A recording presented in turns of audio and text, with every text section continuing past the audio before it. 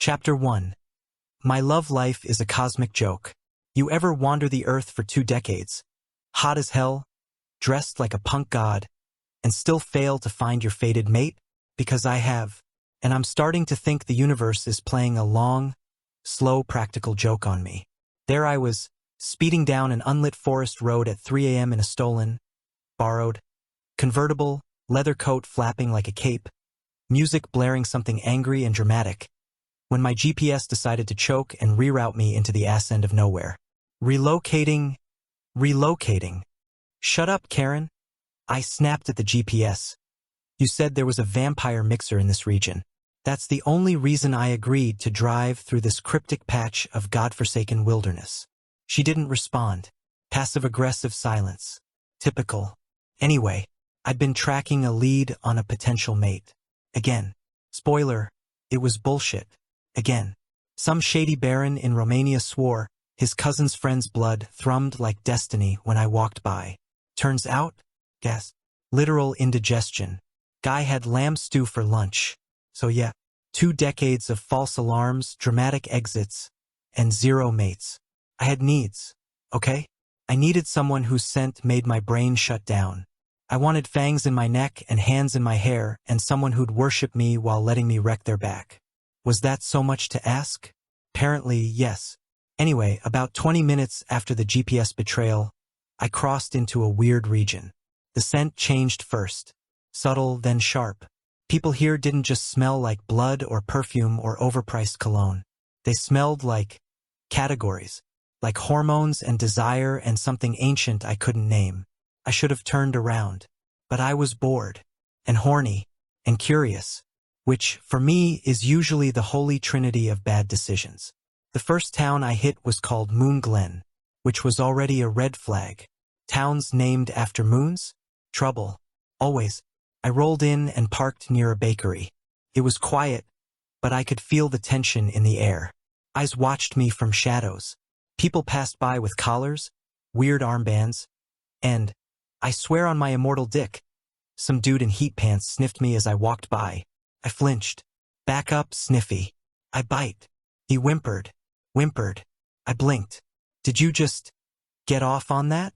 He whimpered again and ran. Okay, what the actual fuck? Hey, stranger. What are you? A tall woman with broad shoulders and 0 chill stepped into my path. She tilted her head and gave me the eyes. What? I offered. She sniffed again. Omega. I frowned. No, honey. I'm a vampire. You smell like slick and starlight, she whispered. Okay, that was new. I edged back. I smell like expensive aftershave and bad decisions. You good. She just grinned. I fled. That night, I checked into the only inn available. A creaky wood lodge that smelled like musk and broken dreams. The receptionist gave me a knowing smirk. You'll want scent blockers, sweetheart. Excuse me? Your leaking alpha population here's unstable. Be careful, she said, tapping her nose. I stared. Leaking? What am I, a juice box? She handed me a pamphlet titled, Living as an Omega, a beginner's guide. I tossed it in the trash on the way up to my room. Midnight. Couldn't sleep. Every sound outside felt like breathing. The air was charged. And worse, I started feeling itchy. Not skin itchy. Hormone itchy, like something deep in me was buzzing. I sat on the edge of the bed and glared at my reflection in the cracked mirror. Lucian, what fresh hell did you walk into? Some pheromone cult? A kinky werewolf camp? I said to myself, no answers, just a growing sense that this town was messed up, and that something in me was waking up. I didn't like it. I wasn't some subby little cuddle pet Omega. By the way, I don't know what is this Alpha Omega stupid name tags are. Whatever. I was a vampire. A powerful, blood-drinking disaster with a crown kink and a knife collection. I'd survived 3 Coven coups and 5 exes with mommy issues. I wasn't going down to some sense system. At least that's what I thought. Until he showed up. Chapter 2. Scent Wars and Slave Talk. I woke up to moaning. Not mine. Someone down the hall was going full opera. Long, breathy. Someone get that guy a sock to bite moaning. I sat up in the stiff in bed, hair a wreck, shirt clinging to me like I'd sweat out an exorcism. I was sticky, uncomfortable. My skin felt too tight. And I swear to God, the air had teeth. I cracked the window. Big mistake. Instantly, a wave of smell punched me in the face. Not just one scent.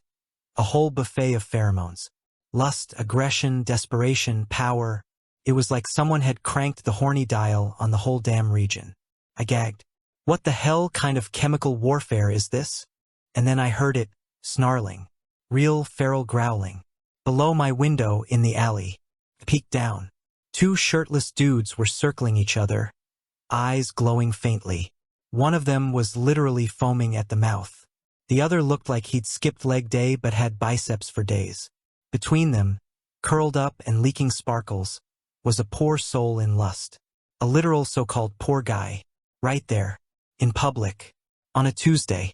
I yanked the window shut like it owed me money. Nope. Nope. Nope. Nope. I tried to leave the inn 5 minutes later. Keyword tried. Because the moment I stepped outside, everyone turned to stare. And not polite, oh, new face in town kind of stare. No, this was hunger. Hunger with teeth. One guy sniffed the air and dropped his coffee. Another murmured, who the hell brought in a rogue omega? Me, sorry, what? Who the hell you calling rogue? I have a skincare routine and a solid moral compass. And what's with this omega thing? Nobody laughed. Then someone, a woman with cropped silver hair and an alpha mark tattooed on her neck, stepped in front of me and breathed me in. Deep. I reeled back. Okay. Buy me dinner first. You're unclaimed, she said, voice dark like chocolate with a knife in it. And you're uninvited. Personal space, sweetheart.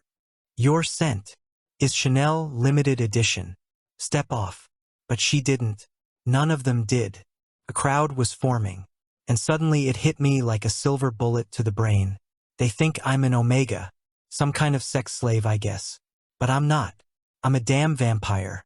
My coven didn't do ABO classifications.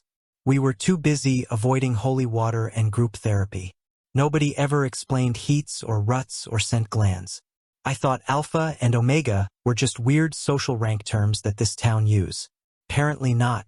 I did what any reasonable person would do in this situation. I climbed onto a bench and yelled, listen up, freaks. The crowd paused. Even the aggressive sniffer lady took a step back. I don't know what feral hormone zoo this town is running, but I am not your property, your pet, or your next hookup. You want to sniff something? Sniff your own drama. Someone muttered. He's definitely in preheat. Another whispered. Poor thing doesn't know what he is. I know what I am. I'm Lucian fucking Wallenstein. Vampire. Eternal bloodsucker. Fashion icon. And no one's submissive pillow prince. I snapped. A younger omega giggled behind her hand. He's gonna die. Then, like fate decided to up the ante, an alpha stepped forward. Not a regular alpha. This one was jacked. 7 feet of pure testosterone and bad decisions, with a snarl under his breath and eyes locked on me. His pupils were blown wide, like he was seconds from a blackout rut. Back off. I'm not into whatever rank-based scent orgy this is. I warned, pointing at him with the righteous rage of someone who had no idea what the hell was going on. He took another step, and then something, appeared behind him and growled. And when I say growled, I don't mean angry dog bark. I mean God of War in a tailored suit growled. It rumbled through the air. The ground vibrated. The aggressive alpha froze like someone hit pause. That's when I saw him. Standing at the end of the alley, dressed like a villain in a cologne commercial, was a man who made every nerve in my body sing and scream at the same time. Black hair, eyes like frost, jaw like he bites diamonds. The crowd parted like they knew. He looked at me, just looked, and my knees buckled a little, just a bit, because that scent, cold steel, citrus, dark forest and home, hit me like a truck made of orgasms and instinct. I couldn't move, couldn't breathe. Fated mate. It was him. Oh no, if this was my so-called fated mate, how am I going to top him? Oh shit, why does it have to be this super hot daddy vibe alpha? Chapter 3. Don't sniff me, peasant. Let me just start by saying, I do not freeze. I am Lucien Wallenstein. I strut. I glide. I kick open doors with dramatic timing and perfectly tousled hair. I do not freeze because some 6-foot-something alpha with cheekbones that could slice diamonds gives me a smolder. But when that man looked at me, I froze, like a deer in headlights. If the deer was immortal, horny, and dressed in leather pants. He walked toward me slow, like a predator that knew I wasn't going to run. And honestly, I wasn't. Couldn't. My knees felt like jelly. My throat was dry. My stomach did a flip I didn't authorize. The crowd around us backed up like they sensed what was coming. Hell, even the feral alpha who tried to sniff-claim me turned and slunk off without a word. And there I was, standing on a bench, breathing heavy, looking like a twink caught in the headlights of fate. I didn't know his name yet, but his scent had already branded itself into my brain. Cold and sharp and magnetic, like snow falling on hot skin, like danger and desire had a baby and put it in a 3-piece suit. He stopped just in front of me, tilted his head slightly, and said in this low, rich voice, "You're mine." I blinked. I'm what now? Let the record show I didn't faint. I stepped down, dramatically, on purpose. I landed in front of him with a swirl of coat and a head tilt of my own. Our chests almost touched.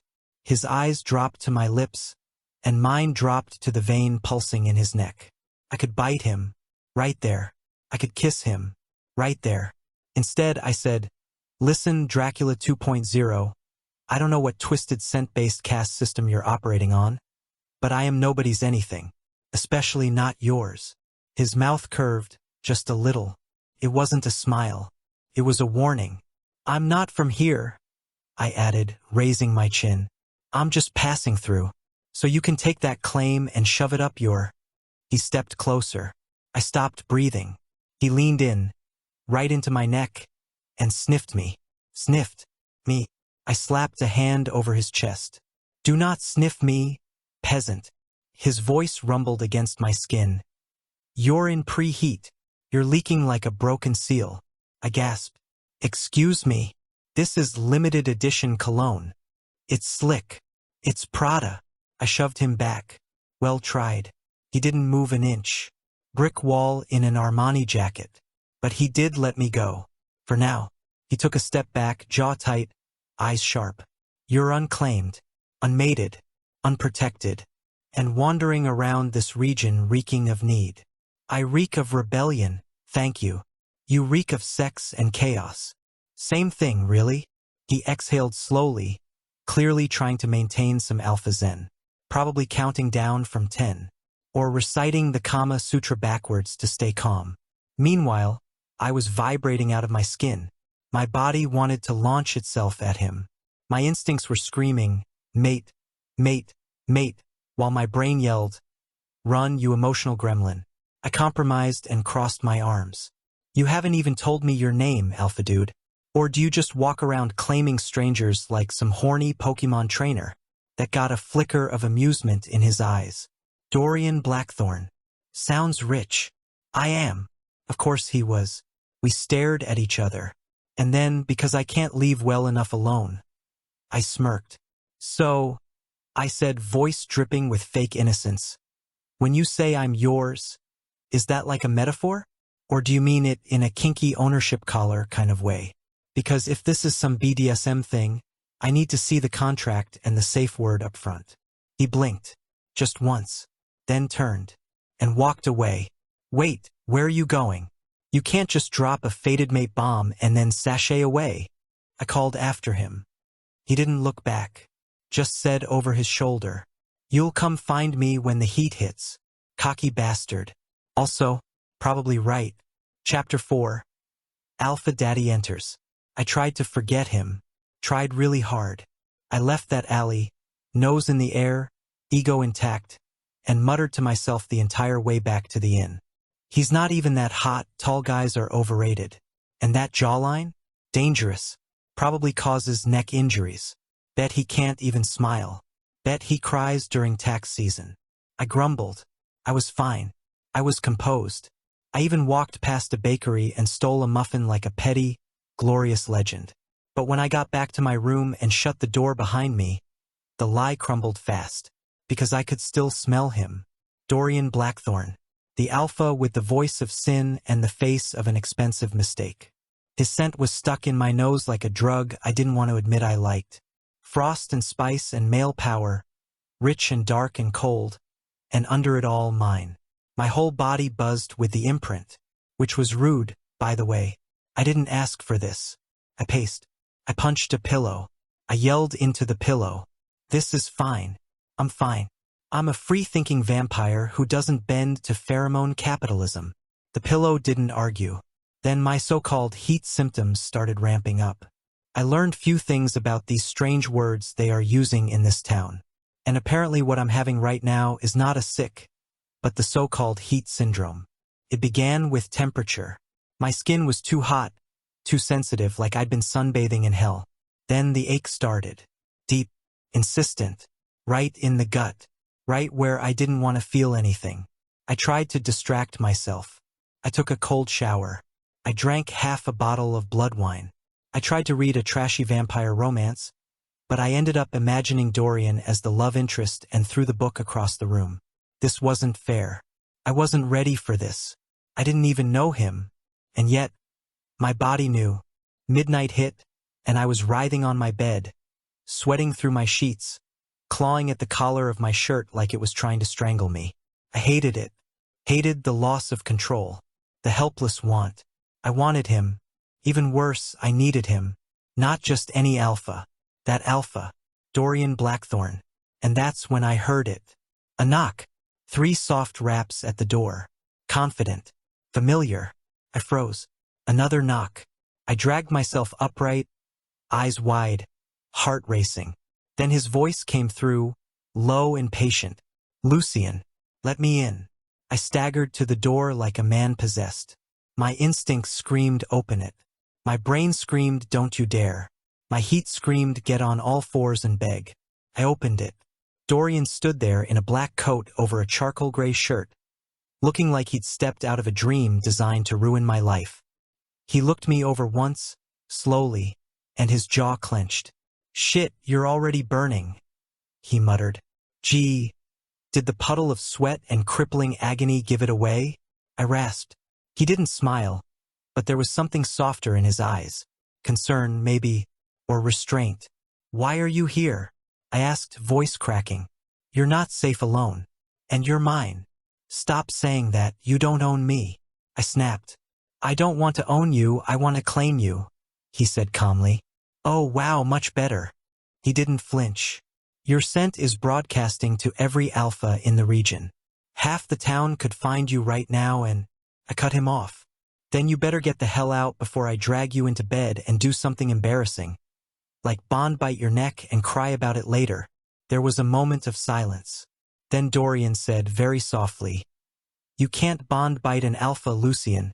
Only the alpha does the marking. My whole body went still. Wait, I can't bite you? I said, horrified. No, not unless I let you, he said. Oh hell no. Hell, no. This is a freaking slave rank system. I knew it. Omegas are literally second-class citizens with fancy holes and zero power. No, not doing it. I will chew my own arm off before I let you brand me like a piece of property. I turned away and started pacing, my head spinning. Suddenly he was in front of me, moving faster than I could blink, grabbing my wrist. Not hard, not cruel, but firm. His voice was low. I don't want to own you. I want to be with you. That means I protect you. I help you through your heat. And yes, when the bond snaps, I'll mark you. But it's not a leash. It's a promise. I glared at him. A promise to what? Keep me barefoot and pregnant in your alpha mansion? Because apparently, in this so-called ABO system, alphas can make omegas pregnant.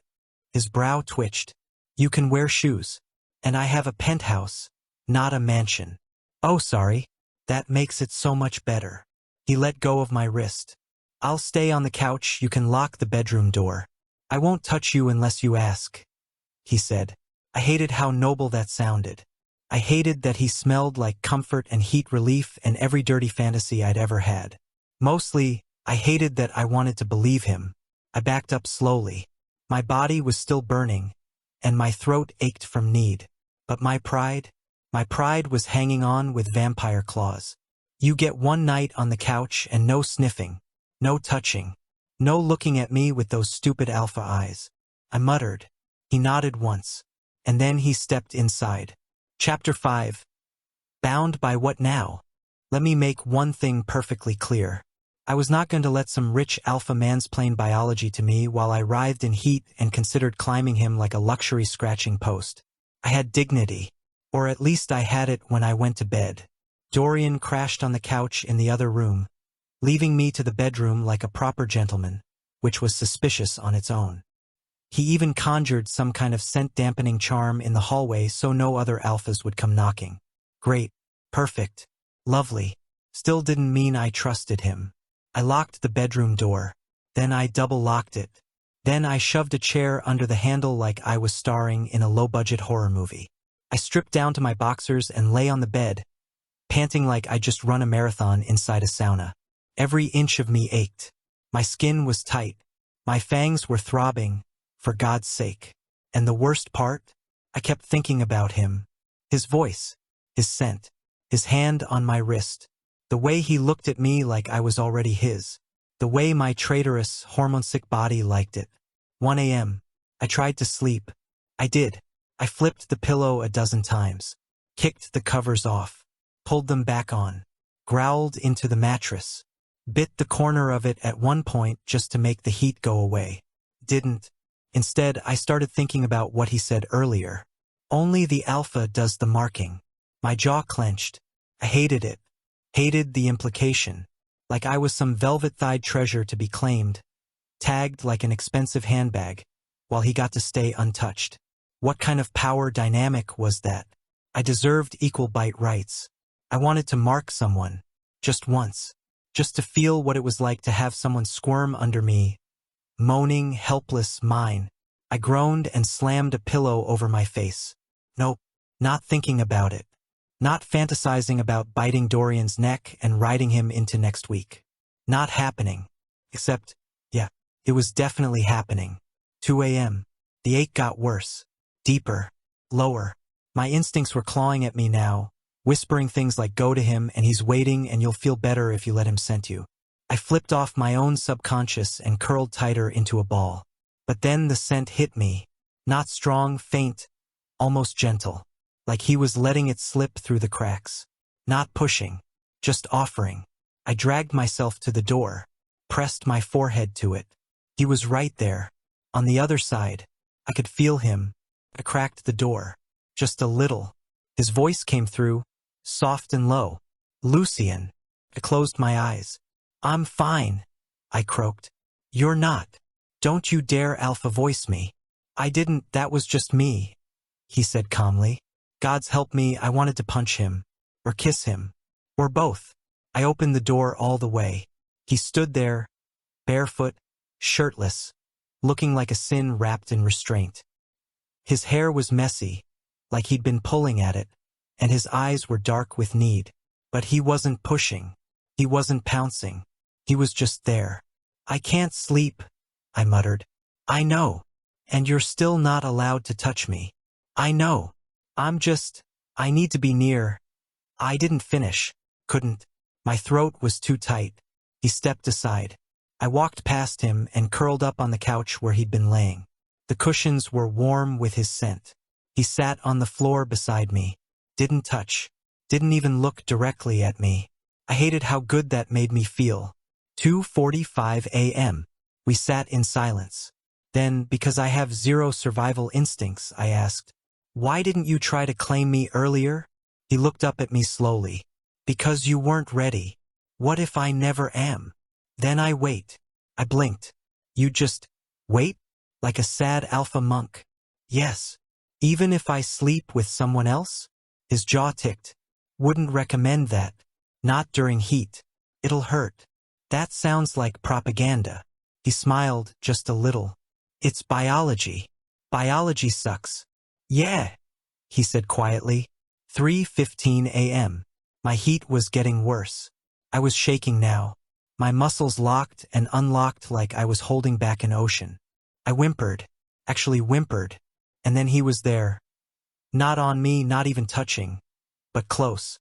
"Let me help," he whispered. "No touching," I gasped. He nodded. Then scenting. Just that. I hesitated. Every nerve in my body was on fire. My pride was sobbing in the background. But my instincts, they won. I leaned forward and pressed my face to his throat. He didn't move. I breathed him in deep, desperate. His scent hit me like a bomb and a drug all at once. My body stopped screaming. My brain quieted. Everything slowed down to one terrifying, beautiful truth. I was made for him. And the worst part? I liked it. Chapter 6. Heat incoming. Let me be clear. I didn't mean to end up on top of Dorian Blackthorne at 4 a.m., half naked, panting, and clinging to his scent like a lifeline. It just happened. 1 second, I was sitting next to him on the couch like a normal, horny vampire in denial. The next, I was buried in the curve of his neck, inhaling like he was the last source of oxygen in the world and I'd been drowning for hours. Which, to be fair, I kinda was. He didn't move, didn't touch, didn't speak, just breathed, steady and quiet. His pulse beating right against my cheek, slow and unbothered, like he'd done this before. I hated him for that.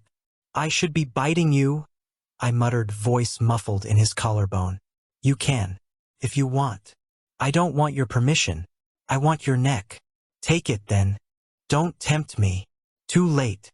My fingers curled into his shirt. His stupid, soft, alpha-smelling shirt. It smelled like cold bergamot, pine smoke, and everything I'd ever wanted to ruin. "This isn't fair," I mumbled. "I know. I'm not like this. I know." I hated how patient he was. Like he could wait forever. Like I wasn't a trembling mess trying to stop my hips from grinding down without even meaning to.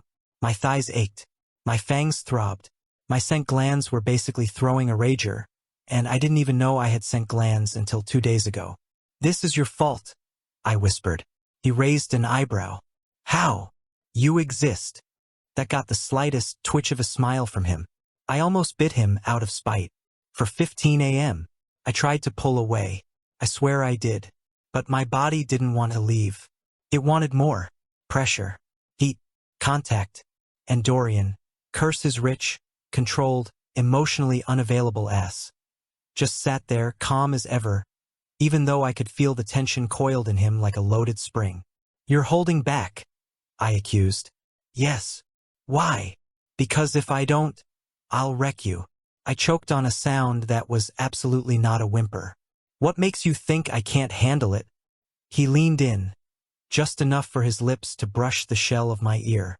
"Because you're already trembling, and I haven't even kissed you yet." My whole spine lit up like a Christmas tree. I shoved him. Hard. He let me. "You're evil." "Only a little." 4:25 a.m. The pressure in my gut was unbearable now. Heat was no longer creeping in. It was here. Fully. Brutally. Like I'd swallowed lava and it was simmering in my veins. My thighs were wet. My skin slick. I wanted, and I didn't know if I wanted to fight it or beg for it. I pushed off the couch and staggered back, wiping sweat from my brow like it owed me rent. "This is fine," I said, loudly, to no one. "You're overheating." "Gee, thanks, Dr. Obvious. You need relief." "I need a priest." He tilted his head. "You want me to get on my knees and pray for you?" "Oh, that bastard. You think you're cute, don't you?" He actually smirked. "You keep sniffing me like I'm dessert. So yes." I stood there, shaking, glaring, thighs clenched so tight they might snap off. My instincts screamed, "Get closer, get touched, get filled," and my brain screamed, "Don't you dare become a needy little omega cliché." I lifted my chin, unsteady but stubborn. "I'm not asking. I'm not offering. Yet. You really gonna let your mate suffer through this alone?" I asked, voice cracking despite all my attitude. He went still, then said softly, "Say the word, Lucian." And I didn't. Not yet. because I was still trying to win a war against biology. Biology plays dirty. 4:30 a.m. I locked myself in the bathroom, turned the shower to freezing, and collapsed under it like a drama queen with something to prove. I stayed there until I stopped shaking. I stayed longer, hoping the ache would go away. Didn't. Chapter 7. The blow-up. There are a lot of things I swore I'd never do in public. Cry. Beg. Sniff someone's neck like it was a fine wine. Explode into a full-blown heat in the middle of a town council meeting while screaming about scent-based depression? That was a new one. The meeting was held in the Moon Glen Town Hall. Long table. Oak chairs. 7 council members and a room full of bored, overly perfumed alphas trying to look important. Why was I there? Because apparently, rogue omegas needed to be reviewed. Let me repeat that, reviewed. Like I was a health code violation. I only agreed to show up because I wanted to cause a scene. You know, make a speech, throw a pamphlet, maybe flip a table. Classic protest stuff. What I didn't expect was for my heat to hit me like a fanged bus 20 minutes into the session. The moment I walked in, heads turned. People sniffed. The council members stared at me like I'd walked in wearing nothing but thigh highs and a bad idea. Which, in fairness, I almost had. My skin was burning. My scent was leaking. My vision was a little fuzzy at the edges. But I still looked hot. I sauntered up to the speaking podium and slapped a handmade flyer onto it. It read, "Omegas aren't property. We're people." Written in glitter pen. I cleared my throat and began, voice shaky but strong. "Ladies, gents, and scent-obsessed freaks of Moon Glen, I come here today not as a victim, not as a rogue omega, but as a free, independent, sexually frustrated vampire." That's when it hit me. Heat, full-blown. Sledgehammer to the pelvis. My knees buckled. I grabbed the podium, panting. Someone gasped. Someone else moaned. Like I triggered them. And then the whole room turned feral. Is he in heat? I smell slick. That Omega's unclaimed. Who let him walk in like that? I'll claim him. Over my dead. Enough. I tried to scream it. I meant to. What came out was a whimper. Loud. Desperate. Humiliating. Oh God. I was panting. Panting. I looked up, and every alpha in the room was locked on me. Eyes wide, nostrils flaring. They were shifting in their seats, growling low, tense and primal and ready to pounce. I felt faint. I was overheating, leaking through my clothes, scenting the room like a damn beacon. If I didn't get out now, someone was going to mount me on the council table and call it justice. I staggered back. I need a second. Don't come near me. A chair scraped. An alpha stood. I backed into the corner. Bad move. No exits. Just a heat-drunk Omega surrounded by wolves in business suits. And then the scent changed. Cold air. Thunder. Power. Dorian. He appeared in the doorway like a god of wrath and pheromones, dressed in head-to-toe black, eyes glowing like frostbite. Every alpha in the room froze. Even me. Mine, he growled. Not loud. Not shouting. Just final. The kind of voice that made instincts snap into place and spines straighten. The alphas backed off. The room cleared like smoke after fire. And me? I started crying. Right there. Just tears. Messy, heat-fueled, frustrating tears. I hated it. I hated how safe I felt the second I saw him. I hated that I wanted him to take me. But mostly, I hated that I couldn't stand on my own anymore. He reached me in 3 strides. Didn't ask permission. Didn't wait. Just scooped me into his arms like I weighed nothing. Cradled against his chest, trembling and broken and clinging to his scent like salvation. I wanted to tell him not to. I wanted to say I could walk. What came out was a choked, "Please."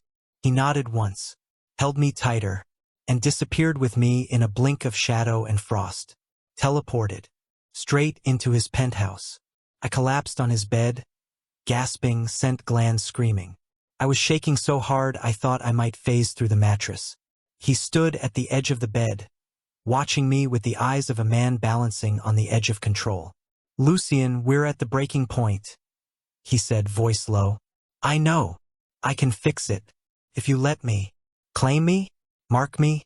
Breed me like I'm some heat toy you bought off the shelf. I spat, breathless. No, he said. And then softer, deeper. Make you mine because I love you. I stopped breathing. The room spun. My heart dropped into my stomach. You don't even know me, I whispered. I do from the moment I smelled you, he said simply. Chapter 8. Welcome to the Rut Hut. Let's get one thing straight. I didn't want to give in. I wanted to win. I wanted to smirk through my heat, cross my legs like a boss, and tell Dorian Blackthorne he could take his mating instincts and shove them up his Armani-clad ass. But when I hit his bed, body soaked in sweat, scent glands flaring so hard I could barely see straight, all I wanted was his hands on my skin. And that terrified me more than anything. He stood a few feet away from the bed, watching me like I was going to bolt or beg. I almost did both. The room was warm, dimly lit by golden sconces and spellfire. The windows were shielded, the walls spelled for soundproofing. The bed was massive, built for ruts and ruin, with dark silk sheets that smelled like danger and safety. It was the kind of room you didn't leave the same. The kind of room you either got claimed in or consumed. My breath hitched as I twisted on the sheets, thighs slick and clenching, my body trembling so hard my teeth chattered. Lucian, I need to know. Right now. Do you want me to leave? Dorian said softly. I wanted to say yes. Gods, I wanted to say yes. But when I opened my mouth, don't go. Pathetic. Too soft. Too needy. It made my skin crawl how easy it came out. I wanted to claw the words back, throw them in the fire, replace them with something sharper. But I couldn't, because it was the truth. I didn't want him to leave. I wanted him to ruin me. Dorian nodded once, like that was all he needed.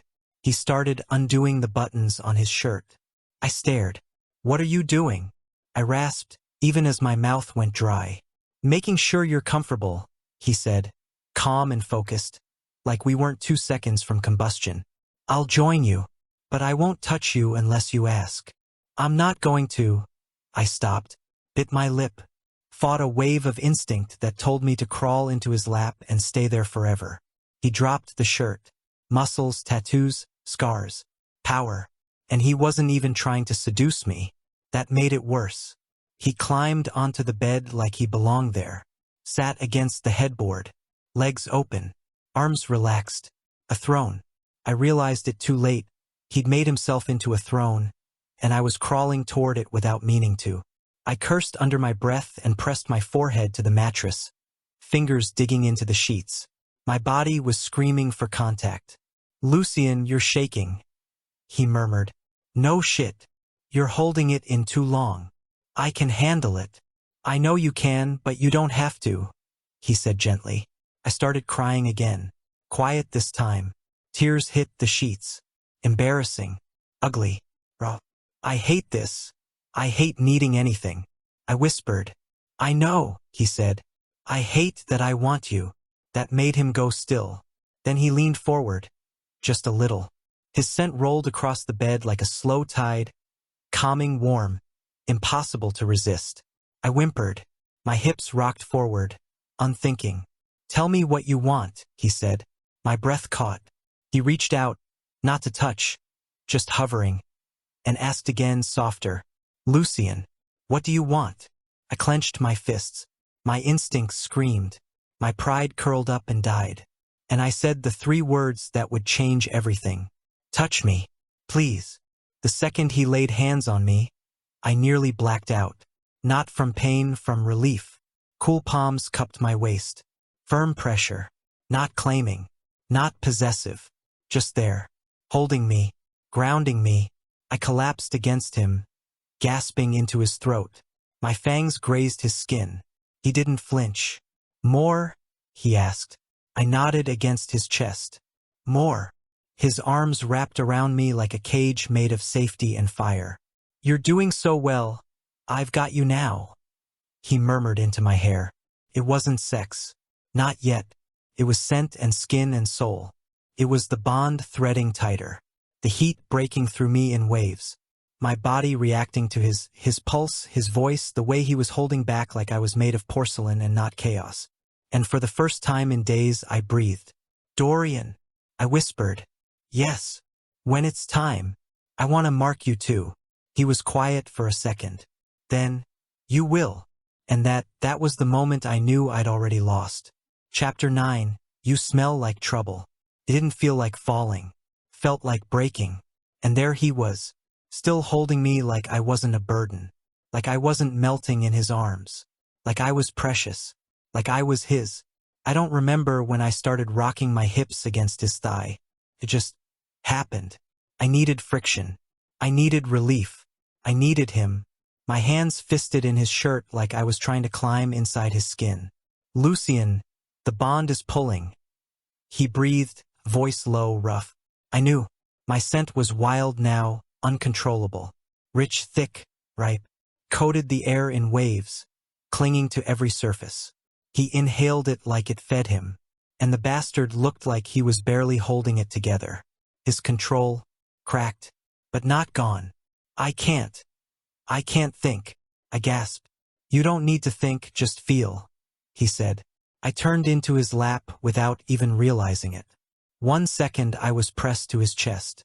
The next, I was straddling him, thighs spread over his hips, rutting down against the solid length beneath his pants like I was starved. He growled. Low, hungry, possessive. The sound hit me, low in the stomach, made me moan before I could swallow it. That noise, do it again. Panted. Lucian, I'm not asking. He growled again.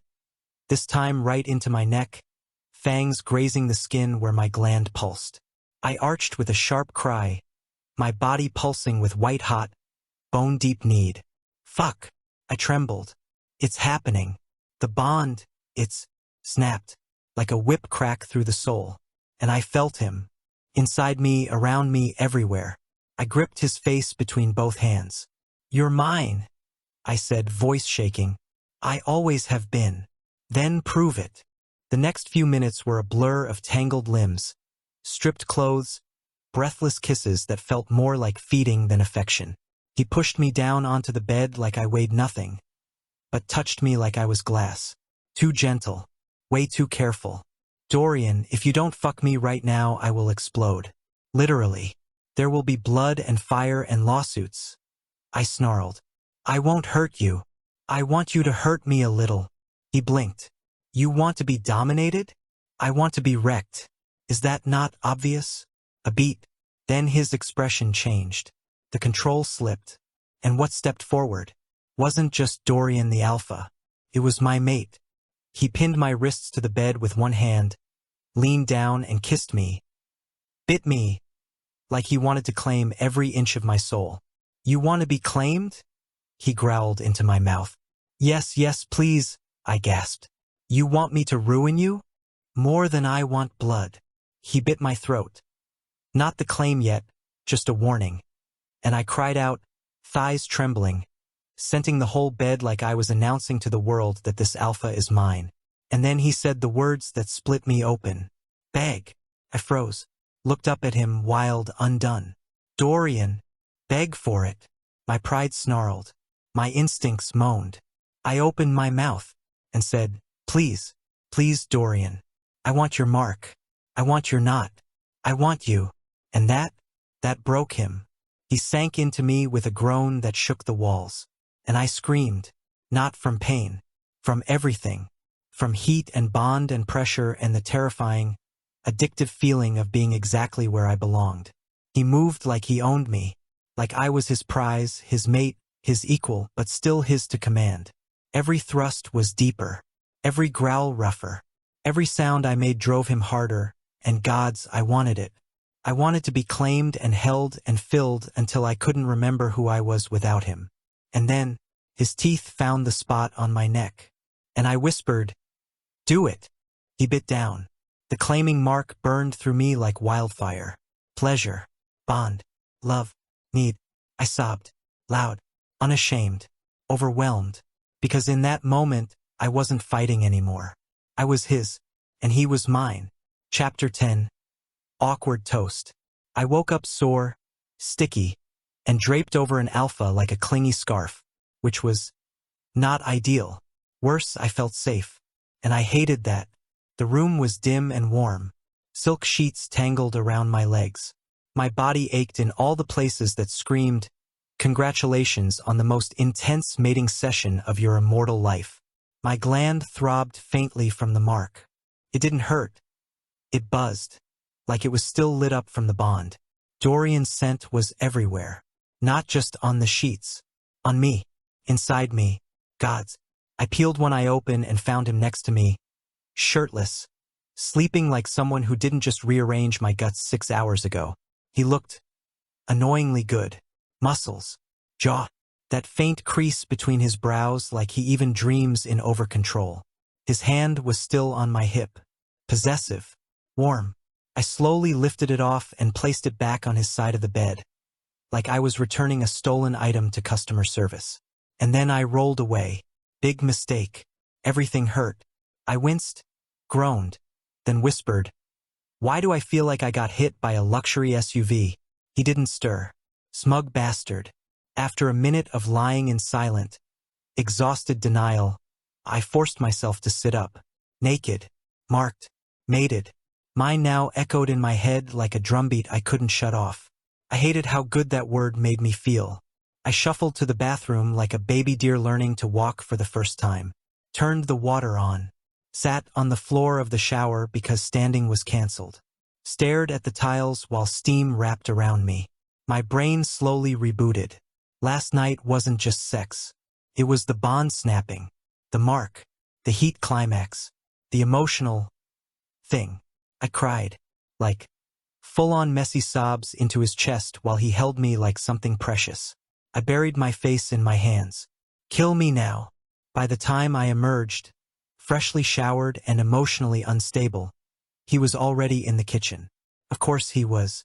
Barefoot, still shirtless, wearing loose pajama pants like this was some domestic dream and not a post-mating war zone. He was flipping toast. There was blood tea on the stove, and he turned to look at me like I was the sunrise. "Morning," he said softly. "Don't do that." "Do what?" "Look at me like you didn't rearrange my spine and then fall asleep like a saint." He smiled. Just a little. Bastard. I dropped into a bar stool and buried my face in my hands again. "Did we break the bed?" I mumbled. "Yes." "Oh my God." He slid a plate in front of me. Toast. Buttered. Perfect. "I don't even like toast," I muttered. "You do now." "Why?" "Because I made it." I blinked. "That's the most alpha thing you've ever said. And yet you're eating it." I glared at the toast like it betrayed me, then took a bite. It was delicious. Damn him. After a few bites, silence stretched between us. Not uncomfortable, just heavy. Like there was too much unsaid, and neither of us knew where to start. So naturally, I said the dumbest thing possible. "So, does this mean I'm your omega now?" His eyes met mine. Calm. Clear. Absolutely sure. "No," he said. I froze. Then he added, "It means you're my mate." Oh, that was worse. That was so much worse. Because that meant forever. No takebacks. No out clauses. No pretending this was just heat-driven insanity. I pushed the toast away and said quietly, "I don't know how to be someone's mate." "You don't have to be anything, just be you," he said. "You say that like you didn't fall for a train wreck with fangs." "I did." I squinted at him. "You're not normal." "No, I'm yours," he said. I wanted to throw the toast at him. Instead, I choked down the last bite and whispered, "I want to top you one day." He laughed, low and warm. "You can try." "I will. I'll look forward to it." Smug, patient, perfect bastard. And somehow mine. Chapter 11. The Omegaverse is Fake Club. I'd been mated for exactly 3 days when I realized I was still deeply, profoundly, and cosmically pissed off. Not at Dorian. Well, maybe a little. But mostly at the whole messed up system. This region. This scent-sniffing, status-worshipping, not obsessed region was the reason I'd spent a week confused, feral, and nearly mounted by strangers in a town hall. And now that I'd survived it, now that I had a mark on my neck and an alpha who smelled like dark money and sinful comfort, I wanted revenge, which is why I stormed into Munglin's dusty little library, slammed a poster onto the bulletin board, and announced to the confused receptionist, "I'm starting a club." She blinked. "A club?" "Yes," I snapped. "An Omega empowerment group. We're going to dismantle the Omegaverse from the inside. One scented rebellion at a time." She stared. "You do realize it's not fiction, right?" I glared. "It should be." I called the first meeting for Sunday night at the community center. The name? The Omegaverse's Fake Club. Tagline: "Down with heat, up with rights." Dorian found the flyer on our fridge and nearly choked on his blood tea. "You made this?" "Yup." He raised an eyebrow. "You drew yourself as a superhero? That's artistic interpretation, not vanity. You're holding a whip and stepping on a councilman. Symbolism." He sipped his tea. "You're in heat again in 3 weeks. You going to give a speech mid-orgasm?" I threw a coaster at his head. Sunday came. I showed up early, armed with posters, snacks, and righteous fury. 6 Omegas came through the door. 6. That was already 6 more than I expected. They were all young, mostly local, mostly wide-eyed and curious. One wore a hoodie with cat ears. Another brought their alpha, who got kicked out immediately. "I love this already," I told them as they circled the chairs. "Welcome to the revolution." We started with introductions. There was Luna, an herbalist who ran a scent-neutral apothecary and once bit an alpha who called her docile. There was M, who was on their 3rd pre-bond escape and hiding from a possessive alpha named Blade. Honestly. There was Kit, the youngest, who wore glitter eyeliner and had serious Omega rage. And then there was me. "I'm Lucian," I said, pacing in front of the chalkboard. "I am many things. A vampire, a fashion icon, a mate." Dramatic pause. "And also the founder of this rebellion against scent-based social control." They clapped. I beamed. Then someone raised a hand. "Kit." "Yes," I asked, eager to bask in my own brilliance. "Lucian, are you mated?" I blinked. "That's not the point." Luna smiled gently. "But you're bonded, right? Technically. But, and marked." I sighed. "Yes, but." Kit tilted their head. "So, we're rebelling against mating bonds, and you're, like, mated to the most powerful alpha in the region?" Cleared my throat. This club isn't anti-Dorian. It's anti-system, anti-tradition, anti-Omegaverse. Yes, while actively participating in the Omegaverse. I blinked. "Okay, first of all, that's rude." They laughed. They laughed at me. By the end of the meeting, Luna had made scent-neutral cookies, M had suggested a self-defense workshop, and someone nominated me as their official Omega icon of defiance. I tried to decline. They wouldn't let me. I didn't know whether to be flattered or terrified. Later that night, I stumbled back into the penthouse covered in glitter, crumbs, and revolution. Dorian looked up from the sofa, book in hand. "How was your rebellion?" "They tried to make me their queen." He closed the book. "Naturally. I think I accidentally started an Omega uprising built on hypocrisy and sparkle pens. I'm proud of you. You shouldn't be." Too late. He tugged me onto his lap. I curled into him, groaning. "They called me Mother Omega." He snorted. "You do have strong maternal energy. Say that again and I'll bite your nipple off." "I mean, you did bring snacks," he said, smiling into my hair. "God's help me. I was mated, marked, and now, somehow, leading a glitter-fueled resistance." Chapter 12. Jealousy. Thy name is Bloodlust. I should have known better than to wear that outfit to the marketplace. It wasn't even that revealing. Just black leather pants, tight, a half-buttoned blood-red shirt, clingy, and boots sharp enough to stab feelings. In my defense, I was feeling myself. My hair was perfect, my mark was still tingling on my neck, and I was freshly mated. I should have been able to strut around Moon Glen like a victorious slut in peace. But no. Apparently, my outfit had side effects. Specifically, alpha-shaped ones. The trouble started at a vendor stall. I was browsing bloodfruit and pretending to care about produce when a stranger stepped up beside me. Tall, blonde, smiling like he owned the sun. And worst of all, an alpha.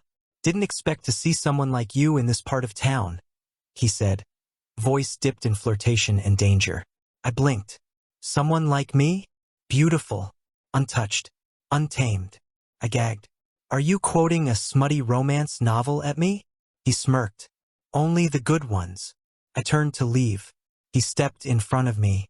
I scowled. "Okay, listen, Glitterdick. If you don't move in 3 seconds, I'm going to assume you're into pain and start testing that theory." He chuckled. "Feisty. I like that. Where's your alpha?" "Busy. Reading. Existing. Not hovering like a creep." The alpha leaned in, real close, voice low. "Bet he doesn't know what he's got." I saw red. Literally. Because that's when Dorian appeared. I didn't hear him. Didn't smell him. He just materialized, behind the alpha. Face like carved ice. Eyes glowing faintly with that pale silver frost that meant you fucked up. He grabbed the guy by the back of the neck with one hand and wrenched him backward so fast the guy yelped. And then Dorian growled. Not just a back-off growl. A "I will end your bloodline" growl. Everyone in a 10-meter radius flinched. The air went electric. You could feel the primal alpha pressure roll through the market like a thunderclap. "Touch him again, and I'll rip your scent glands out through your spine," Dorian said, voice low, terrifying, calm. The alpha stammered, I didn't mean." "He's mine," Dorian said. The guy went pale. "He's yours. And I apologize. Now disappear." The alpha ran like he'd seen death in a 3-piece suit. Which, to be fair, he had. I stood frozen for a second. Then turned to Dorian with my arms crossed. "Little overkill, don't you think?" He looked at me, still tense, still glowing faintly. "He touched you. He spoke to me. He wanted you. So does half this region." His jaw ticked. "They don't get to look." I blinked. "Oh my God. You're jealous." He didn't respond. "You're so jealous. I'm protective. You threatened to spinal extract a man over a compliment. He was breathing too close to your scent. That's not a crime." He stepped into me. Slow, dominant, eyes locked on mine. "Lucian, you're in public. Unmated alphas can scent you if I'm not near. You smell like heat and power in mine," he said. I flushed. Hard. "I hate that turned me on," I muttered. "You love it. Just barely." He leaned in, lips brushing my ear. "You smell like trouble, and I'm addicted to it," he whispered. Later, when we got home, he bent me over the kitchen counter just to remind me I was his. And I let him. Chapter 13. Bloodlines and Bullshit. The last time I saw a full vampire delegation march up to my door, I was on trial for charming the prince of the Eastern Fangs out of his royal pants. This time, they weren't smiling. It started with the knock. Not gentle, not polite. 3 sharp bangs like someone was trying to break the damn penthouse in half. I knew the rhythm before I opened the door. Only one person in the world knocked like she had fangs to prove. Lady Varel, my mother, or as I like to call her, Queen of Passive Aggression and Unprocessed Trauma.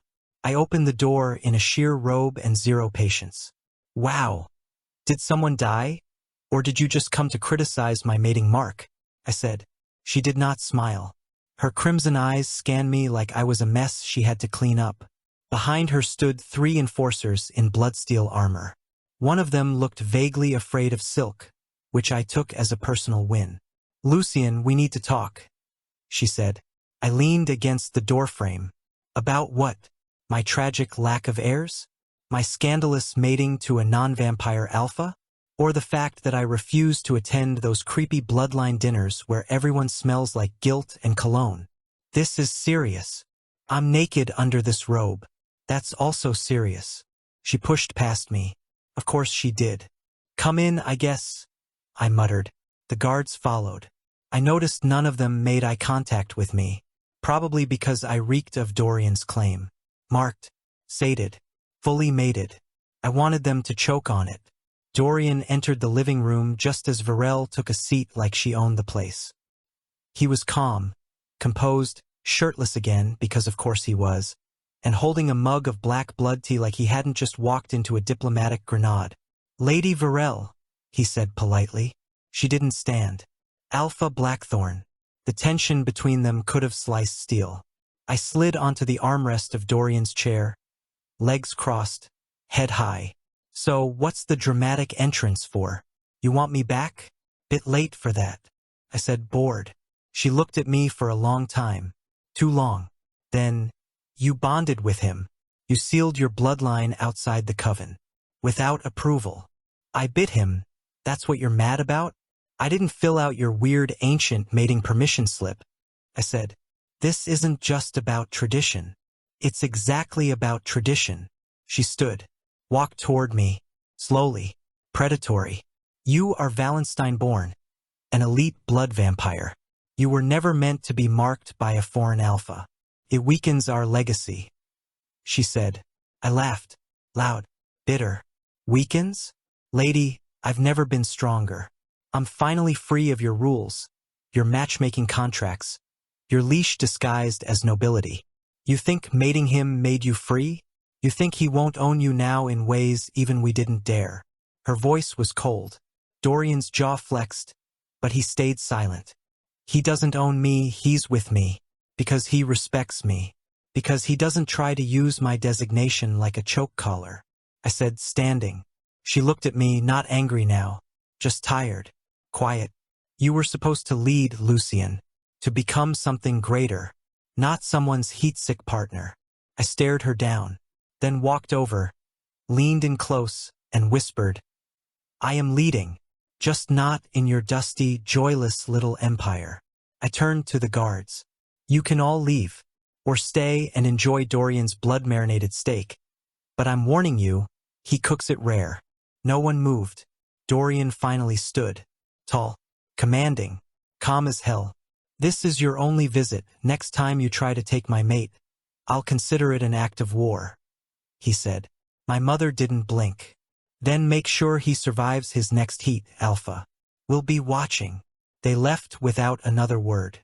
The moment the door clicked shut, I let out a breath I didn't realize I was holding.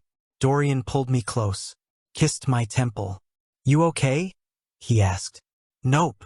You handled that better than I would've." "Please," you almost growled when she said, "Foreign alpha." I muttered. I wanted to rip her throat out. "That's not sweet." "It is to me." I curled into him on the couch, exhausted, bitter, proud, and wired. "Still planning to top you one day. I'll kneel when you do. You're a bastard. You're mine." Chapter 14. The Reversal Attempt.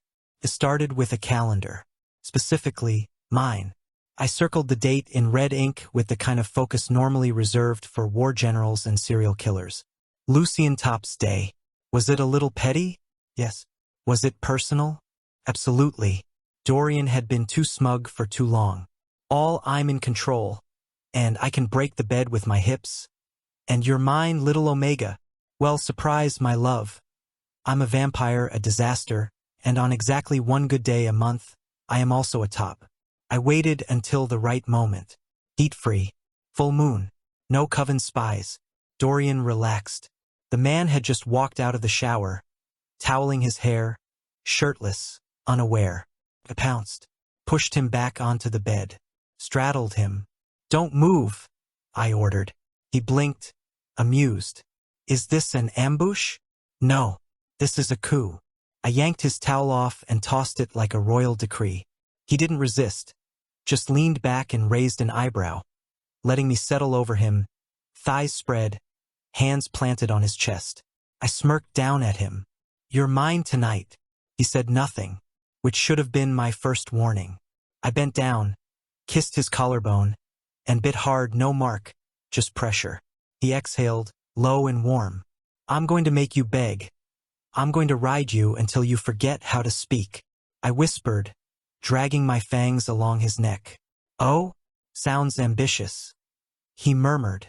I've had a whole plan written out. There were diagrams. Diagrams? Shut up. He didn't shut up.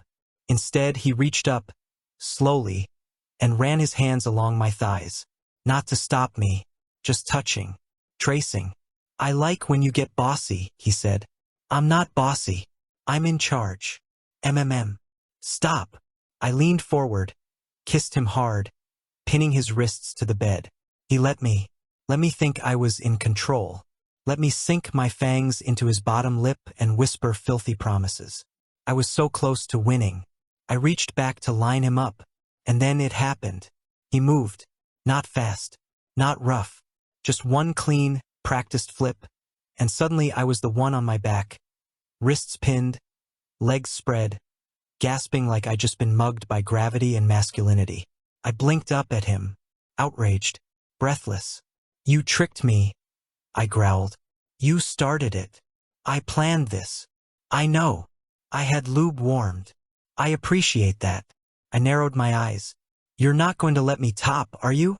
Eventually, but not tonight, he said, leaning down, pressing a kiss to the bite mark on my neck.